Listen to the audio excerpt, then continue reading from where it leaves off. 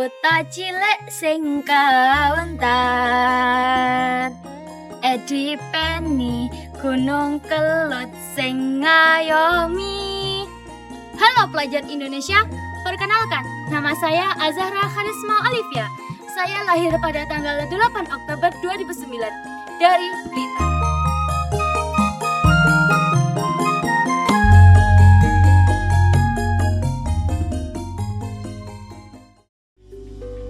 Blitar, bumi layak ikat tantra adiraja.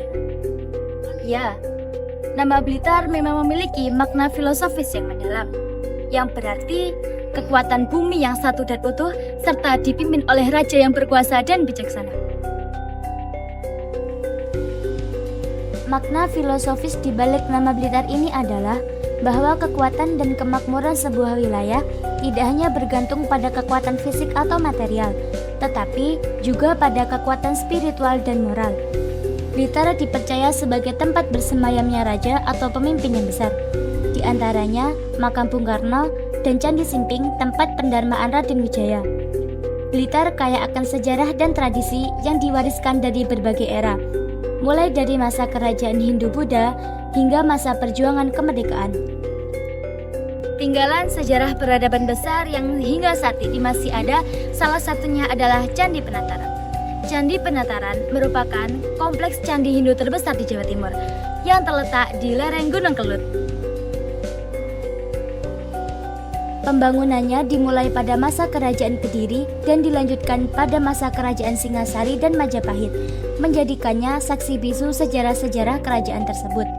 Bahkan, Sumpah Suci Palapa yang mempersatukan Nusantara konon digaungkan pada candi ini.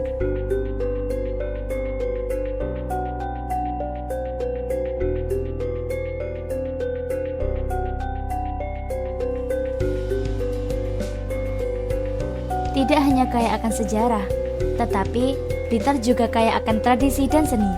Hal ini mencerminkan perpaduan antara nilai-nilai Jawa dan semangat modernitas.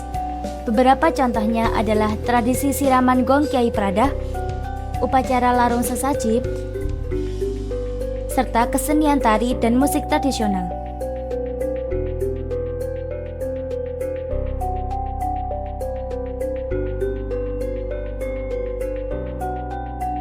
Blitar sebagai daerah kebudayaan yang kaya menghadapi tantangan besar dalam melestarikan budayanya di era digital.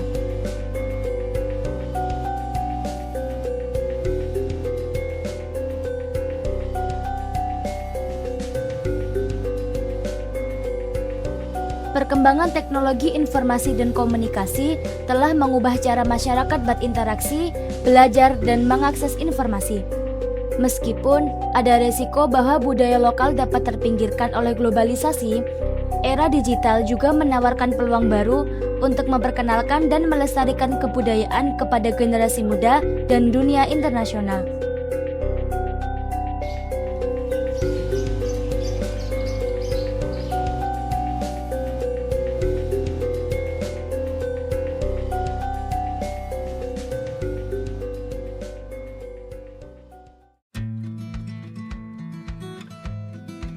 Generasi muda memiliki peran penting dalam membangun kesadaran akan cyber smart dan cyber safe dalam konteks kebudayaan. Mereka dapat menjadi agen perubahan dengan cara menyebarkan informasi, mengedukasi teman sebaya, serta menerapkan penggunaan digital dengan baik. Penggunaan digital yang tidak terkontrol akan menimbulkan hal negatif yang serius dan bahkan bisa mengarah ke ranah kejahatan cyber. Beberapa bentuk kejahatan cyber yang sering terjadi meliputi cyberbullying, misinformasi dan disinformasi, serta pencurian data pribadi hingga penyebaran konten negatif seperti radikalisme, provokasi, dan pornografi yang sangat marak di era zaman sekarang. Tingginya akses media sosial di kalangan generasi muda menjadi tantangan tersendiri dalam membangun budaya keamanan siber. Data dari Kementerian Komunikasi dan Digital menunjukkan bahwa 80% pelajar di Indonesia rutin mengakses media sosial. Hal ini tentu saja perlu adanya peningkatan kesadaran akan keamanan digital. Laporan Global Risk Perception Survey tahun 2023 hingga 2024 dari World Economic Forum menunjukkan bahwa salah satu resiko jangka pendek paling serius yang dihadapi dunia adalah misinformasi dan disinformasi, terutama akibat pesatnya perkembangan artificial intelligence atau AI. Temuan ini sejalan dengan laporan ENISA Threat Landscape 2024 yang menyoroti ancaman rekayasa sosial dan manipulasi informasi sebagai bentuk ancaman sibersosial yang semakin mengemuka. Sementara itu, data dari Kementerian Komunikasi dan Digital tahun 2024 semakin mempertegas tingginya ancaman sibersosial. Sepanjang tahun ini, tercatat lebih dari 8 juta kasus penanganan konten negatif pada situs dan 2 juta lebih kasus di media sosial. Jenis konten negatif yang paling banyak ditemukan meliputi perjudian daring, pornografi, penipuan, serta pelanggaran hak kekayaan intelektual. Pendidikan dan pelatihan tentang keamanan cyber serta kesadaran akan etika digital adalah kunci untuk menciptakan lingkungan yang lebih aman dan bertanggung jawab bagi semua.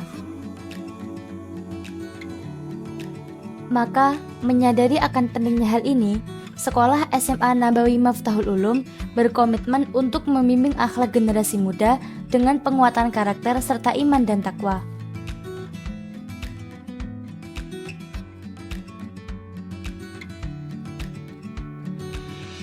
SMA Nabawi Miftahul Ulum merupakan tempat pembelajaran berbasis boarding school yang menekankan pendidikan formal maupun non-formal. SMA Nabawi Miftahul Ulum juga menyediakan ekstrakurikuler unggulan, mulai dari akademik, life skill, dan berbagai kegiatan islami, seperti tahfiz Al-Quran, kajian ilmu nahwu dan shorof, MTQ, dan lain-lain. Sebagai komitmen dalam rangka mengembangkan bakat siswanya, hal ini dibuktikan dengan diraihnya berbagai prestasi oleh siswa-siswi yang mengikuti berbagai macam perlombaan. SMA Nabawi Miftahul Ulum juga menyediakan program unggulan seperti study tour, tadabbur alam, ziarah wali, dan yang tidak kalah penting adalah kegiatan safari Ramadan.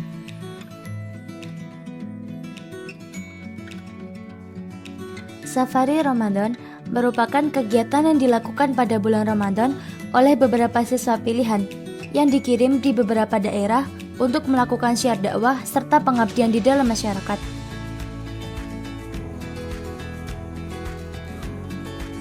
Maka dari itulah SMA Nabawi Miftahul Ulum adalah tempat yang saya percayakan untuk menggali bakat minat dan mengembangkan hobi.